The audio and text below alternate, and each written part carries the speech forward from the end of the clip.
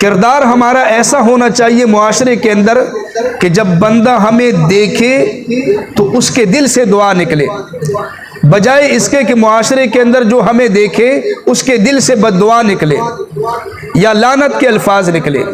اور اولاد کی بھی ایسی تربیت ہونی چاہیے کہ جہاں وہ معاشرے کے اندر جب اس کو دیکھا جائے، جو بندہ دیکھے اس کے کردار کی وجہ سے اس بندے کے دل سے دعا نکلے۔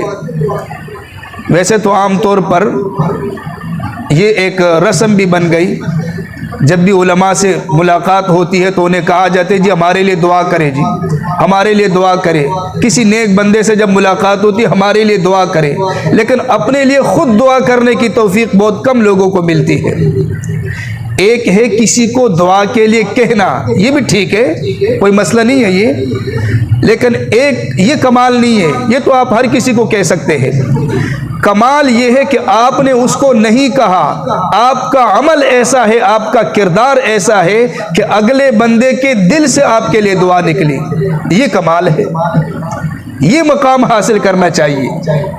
جیسے کہ صحابہ نے یہ مقام حاصل کیا، رات کے وقت اللہ کے پیغمبر کا مہمان، صحابی خود بھوکے سو گئے اور بچے بھی بھوکے سو گئے اور مہمان کو کھلایا، اور جب انصار نے نصرت کی صحابہ کی تو اللہ کے نبی کے دل سے دعا نکلی، اللہم اغفر للانصار ولابناء الانصار ولابناء ابناء الانصار ولنساء الانصار۔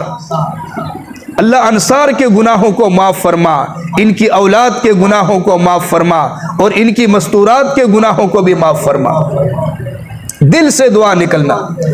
حضرت ابن عباس رضی اللہ کے بارے میں آتا ہے، نبی صلی اللہ علیہ وسلم کے ساتھ ہوتے تھے، بالکل چھوٹے سے تھے، عمر کم تھی۔ آپ علیہ السلام تقاضے کے لیے جاتے تھے، ابن عباس پانی لے کر آتے تھے۔ جب آپ علیہ السلام نماز کے لیے کھڑے ہوتے تھے، ابن عباس جو ہے وہ دائیں طرف آ جاتے تھے، کھڑے ہو جاتے تھے، اور جب آپ کبھی سفر فرماتے تو ابن عباس سواری پر پیچھے بیٹھ جاتے۔ کتابوں میں لکھا ہے کہ ایک دفعہ آپ نماز پڑھ رہے تھے، حضرت ابن عباس رضی اللہ دائیں طرف آ کر کھڑے ہوئے، آپ نے نماز میں اشارہ فرمایا کہ میرے برابر کھڑے ہو جائیے، لیکن ابن عباس پھر بھی پیچھے کھڑے رہے۔ جب نماز پوری ہوئی تو آپ نے ابن عباس سے فرمایا کہ جب میں نے تمہیں کہا کہ میرے برابر کھڑے ہو جاؤ تو تم پیچھے کیوں کھڑے ہو گئے؟ عرض کرنے لگے، یا رسول اللہ انت اعز و اجل فی عینی، یا رسول اللہ آپ کا بڑا مقام ہے، میں کیسے آپ کے برابر کھڑا ہو سکتا ہوں؟ اللہ کے نبی اتنے خوش ہوئے، اتنے خوش ہوئے، آپ نے فوراً فرمایا اللہم آتہ الحکمہ، اللہ ابن عباس کو حکمت عطا فرما، اللہم فقہہ فی الدین، اللہ ابن عباس کو دین کی سمجھ عطا فرما۔ کتابوں میں لکھا ہے کہ ابن عباس کی جو سمجھ تھی اور فقاہت تھی وہ صحابہ کے اندر ایک ممتاز طور پر تھی، اور یہ دعا ایسی قبول ہو گئی کہ جب نبی صلی اللہ علیہ وسلم کی وفات ہوئی تو ابن عباس کی عمر صرف 13 سال تھی، لیکن ابن عباس نبی صلی اللہ علیہ وسلم سے 1608 حدیثیں یاد کر چکے تھے۔ 13 سال کی عمر اور 1608 حدیثیں یاد کر چکے تھے۔ یہ ہوتا ہے کہ کسی سے دعا لینا، کمال یہ ہے، اور یہ تب ہوگا کہ جب ہمارا کردار ٹھیک ہوگا، جب ہمارا کردار درست ہوگا۔ دیکھیں، والدین جب تک زندہ ہے ان کی ہم ایسی خدمت کریں کہ ان کے دل سے دعا نکلے، والدین سے ہم دعا لیتے رہے، ہماری کوشش ہونی چاہیے۔ والدین ناراض نہ ہو، والدین ناراض اللہ ناراض، والدین ناراض ہو گئے رزق سے برکت اٹھ جائے گی، مصیبتیں آئے گی۔ تو والدین جب تک زندہ ہے یہ اللہ نے ہمیں موقع عطا فرمایا، ہم اپنے والدین کو راضی کر کے، خوش کر کے ان سے دعائیں لیتے رہے، اور جب وہ وفات ہو جائے تو اس کے بعد ان کو دعائیں دیتے رہے، رب ارحمہما کما ربیانی صغیرا، اس کے بعد ان کو دعائیں دیتے رہے۔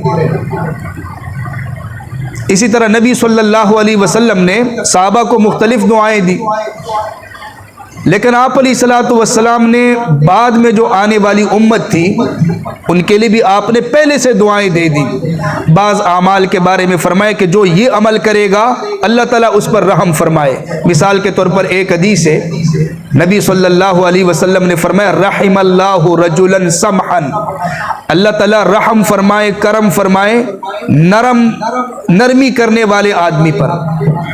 इज़ा बाआ वश्तरा, जब वो बेचता है, जब खरीदता है और जब मुतालबा करता है नरमी से करता है, ऐसे बंदे के लिए अल्लाह के पैगंबर ने दुआ फरमाई है। गोया कि जो बंदा बेचते हुए, खरीदते हुए और अपने कर्जे का मुतालबा करते हुए नरमी करता है तो अल्लाह के पैगंबर की दुआ उसके लिए शामिल है और वो नबी की दुआ के अंदर शामिल हो गया। इसी तरह दूसरी हदीस है, आपने फरमाया रहिमल्लाहु रजुलन, अल्लाह ताला रहम करे उस आदमी पर जो रात के वक़्त उठे, वज़ू करे, नमाज पढ़े, व अयक़ज़ा अहला, और घर वालों को भी उठाए, बीवी को उठाए। फ़इन अबद, अगर सुस्ती की वजह से या नींद की वजह से वो ना उठ सकी, फ़नज़हा, तो उसके बाद ये उसके मुंह के ऊपर पानी का छींटा मारे यहाँ तक कि वो भी उठकर नमाज में शामिल हो जाए। फिर आपने फरमाया रहिमल्लाहु इम्राअतन, अल्लाह ताला उस औरत पर रहम फरमाए जो रात के वक़्त उठे, वज़ू करे और नमाज पढ़े, फिर अपने शोहर को जगाए नमाज के लिए, और अगर शोहर ना उठ सके तो उसके चेहरे पर पानी का छींटा मारे ताकि वो बेदार हो जाए और वो नमाज में शामिल हो जाए। अब जो ये अमल करेंगे वो नबी सल्लल्लाहु अलैहि वसल्लम की दुआ में शामिल हो जाएंगे। गोया कि नबी सल्लल्लाहु अलैहि वसल्लम ने इनको दुआ दी है। लेकिन इसमें एक बात याद रखना, ये माहौल भी होना चाहिए। ऐसा ना हो कि वो बीवी को जगाए या बीवी शोहर को जगाए और लड़ाई शुरू हो जाए उसके बाद, क्या आपने मुझे क्यों जगाया। तो पहले से ये माहौल बनाना ये भी ठीक है, ये जो है माहौल ज़रूरी है। अच्छा, आखिरी बात देखिए, ये मजमा है, कितना बड़ा मजमा है माशाल्लाह। ये मौलाना उमर फारूक साहब की मेहनत है। अल्लाह तबारक व तआला इनकी ज़िंदगी में बरकतों का नुज़ूल फरमाए, इनके माल में, जान में, मेहनत में अल्लाह ताला इनके लिए सहूलत और आसानी का मामला पैदा फरमाए। ये इनकी मेहनत है माशाल्लाह। अच्छा, आखिरी बात मैं करता हूँ, नबी सल्लल्लाहु अलैहि वसल्लम की एक ज़ोरदार दुआ है और क़यामत तक हर उम्मती उसमें शामिल हो सकता है कि आप अलैहिस्सलाम की वो दुआ में वो शामिल हो जाए। लेकिन उसके लिए एक अमल करना पड़ेगा। जो साथी ये चाहता है कि नबी सल्लल्लाहु अलैहि वसल्लम की उस दुआ में मैं शामिल हो जाऊं, वो हाथ उठा ले ताकि मुझे पता भी चले। तो ये आपने वादा किया ना, अब दुआ सुनो। अल्लाह के नबी ने फरमाया नज़्ज़रल्लाहु इम्राअन समिअ मक़ालती, अल्लाह ताला सरसब्ज़ शादाब रखे, खुश रखे उस शख्स को जिसने मेरी बात सुनी, उसके बाद मेरी बात याद की और याद करने के बाद आगे तबलीग की, वो बात आगे भी पहुंचाई। अब अगर हम नबी सल्लल्लाहु अलैहि वसल्लम की हदीस को याद करते हैं, आप अलैहिस्सलातु वस्सलाम की सुन्नतों के बारे में किसी सुन्नत को याद करते हैं, हदीस को याद करते हैं, आपकी तालीमात को याद करते हैं और फिर वो तालीमात लेकर हम अगले बंदे तक पहुंचाते हैं, तबलीग करते हैं, तो अल्लाह के पैगंबर ने फरमाया, दुआ की आपने कि अल्लाह ताला ऐसे बंदे को सरसब्ज़ शादाब रखे। हम इस दुआ के अंदर अपना हिस्सा बना सकेंगे। तो ठीक है, सबका इरादा तो है ना इंशाअल्लाह। अल्लाह तबारक व तआला हमें अमल करने की तौफीक।